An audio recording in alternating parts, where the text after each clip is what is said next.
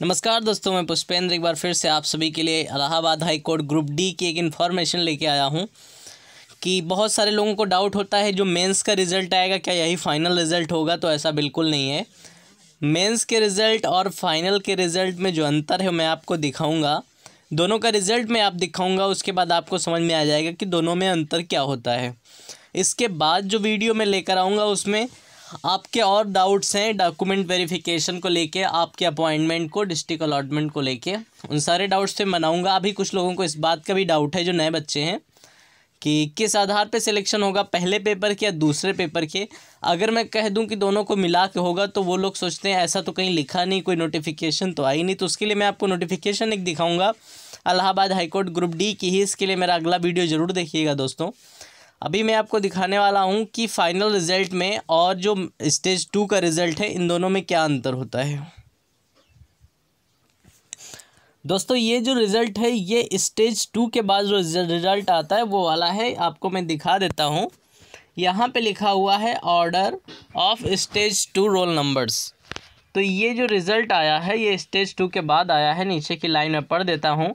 Category सब category wise roll number wise list of selected candidates without mark in ascending order of stage 2 roll numbers. तो ये इसमें mark नहीं दिए गए हैं, पर स्टेज 2 के रोल नंबर्स में एक ऑर्डर लगा के दिया गया उन बच्चों का जो स्टेज 2 के बाद क्वालिफाई कर गए हैं। ये उनका क्या क्या लिखा होता है इसमें आप देख सकते हैं। Serial number, registration number, stage 2 का रोल नंबर, स्टेज 1 का रोल नंबर और नेम, उसके बाद फादर्स नेम, उसके बाद जेंडर, उसके बाद डेट ऑफ बर्थ, उसके बाद कैटेगरी, उसके बाद रेजिडेंट इन यूपी यस और नो होता है तो यस लिखा हुआ है। डीएफएफ है यस या नो, पीएच है यस या नो, वुमेन है यस या नो, ईएसएम है यस या नो, एसपी है यस या नो। ये सारी डिटेल आपकी उस रिज़ल्ट में लिखी रहती है जो स्टेज 2 के बाद आपका रिज़ल्ट आता है। इसके बाद मैं दिखा देता हूँ स्टेज 2 के रिज़ल्ट के बाद कितने कैंडिडेट सेलेक्ट हो गए थे। ये रिज़ल्ट है लास्ट 2017 की जो वैकेंसी आई थी उसका। 2017 की वैकेंसी में टोटल वैकेंसी 2020 आई थी और 2020 कैंडिडेट्स की ये लिस्ट है। इसके बाद दोस्तों एक डॉक्यूमेंट वेरिफिकेशन होगा इसके बाद, और उस वेरिफिकेशन में बाहर हो जाने वाले लोगों की जो जगह होती है वो खाली रह जाती हैं, या कई बार ऐसा सुनने में आया एडिशनल लिस्ट बनाई जाएगी, पर पिछले साल का भी फाइनल नहीं हो पाया है रिज़ल्ट, इसलिए 2017 का जो रिज़ल्ट था फाइनल नहीं हो पाया। अगर फाइनल हो जाएगा तो उसके बाद पता चलेगा एडिशनल लिस्ट बनाई जाएगी या नहीं, जितने कैंडिडेट्स की जगह खाली रह जाती है। क्योंकि प्री मेंस के बाद इन्होंने उतने ही कैंडिडेट पास किए जितनी वैकेंसी थी, तो वेरिफिकेशन के बाद कुछ लोग अपनी जॉब छोड़ भी देते हैं, कुछ लोग पूरे डॉक्यूमेंट्स नहीं ला पाते हैं। इस वजह से काफ़ी पोस्ट खाली रह जाती हैं, जिसकी वजह से या तो एडिशनल लिस्ट आएगी इनकी वेटिंग लिस्ट, या फिर आपका जो है अगली बार वैकेंसी ऐड हो जाती हैं। तो इस बार जो वैकेंसी आई हैं 2018 में जो उसका जो है ऐड होके कुछ नहीं आया, क्योंकि पहले की भर्ती फाइनल ही नहीं हो पाई, इसलिए इसमें नया कुछ ऐड नहीं हुआ है। जितनी वैकेंसी लिख के आई हैं 1559 उन पे ही भर्ती चल रही है। मैं दिखा देता हूँ अब आपको फाइनल रिज़ल्ट क्या होता है। दोस्तों ये जो लिस्ट है ये है फाइनल सेलेक्टेड कैंडिडेट की, जिसे हम फाइनल रिज़ल्ट बोलते हैं। इससे पहले स्टेज 2 का रिज़ल्ट था, ये वेरिफिकेशन के बाद एक फाइनल रिज़ल्ट आता है। और डॉक्यूमेंट आपको वो सारे डॉक्यूमेंट जिनका वेरिफिकेशन होता है, जिनका होना होता है, वो सारे वहाँ पे भी लेके जाते हैं जहाँ का डिस्ट्रिक्ट आपको दिया जाता है। ज्वाइनिंग के समय सारे डॉक्यूमेंट्स ले जाने होते हैं। तो इसमें आपको दिया क्या जाता है, आपका जो है डिस्ट्रिक्ट दिया जाएगा, आपकी पोस्ट दी जाएगी। मैं दिखा देता हूँ लाइन से। सबसे पहले सीरियल नंबर, फिर रजिस्ट्रेशन नंबर, फिर रोल नंबर, फिर कैटेगरी, सब कैटेगरी, सेलेक्टेड एज। मान लीजिए आप ओबीसी के हैं पर अच्छे नंबर लाए हैं, आप जनरल में सेलेक्ट हुए तो सेलेक्टेड एज में वो कैटेगरी। उसके बाद आपको डिस्ट्रिक्ट कौन सा ऑफ़र किया गया है, तो आपको जैसे पहले नंबर पे देखते हैं लखनऊ डिस्ट्रिक्ट ऑफ़र किया गया है किसी को।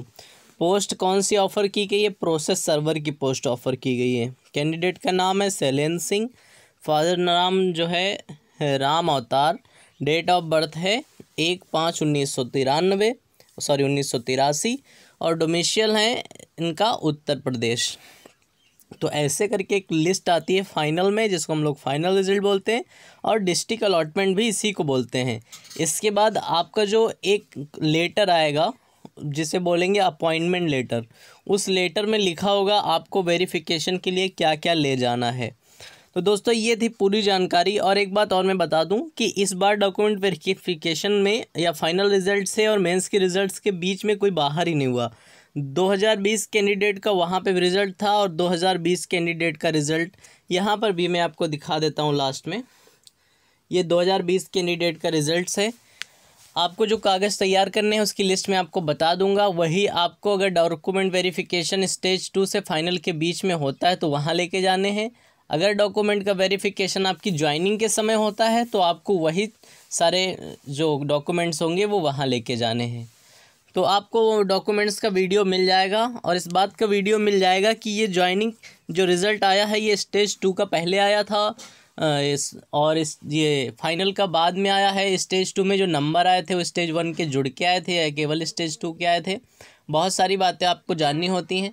इसके लिए मैं एक नोटिफिकेशन दिखाऊंगा जो 2017 में जारी किया था इलाहाबाद हाई कोर्ट ने, क्योंकि 2018 की वैकेंसी में कोई नोटिफिकेशन आया नहीं जिसमें बताया जाए कि किस आधार पे आपका सिलेक्शन हो रहा है। वो नोटिफिकेशन में अगले वीडियो में आपको जरूर दिखाऊंगा। दोस्तों वीडियो अच्छी लगी हो, आपके किसी काम की हो, आपका कन्फ्यूजन दूर हुआ तो प्लीज़ इसको लाइक करिएगा। Thank you.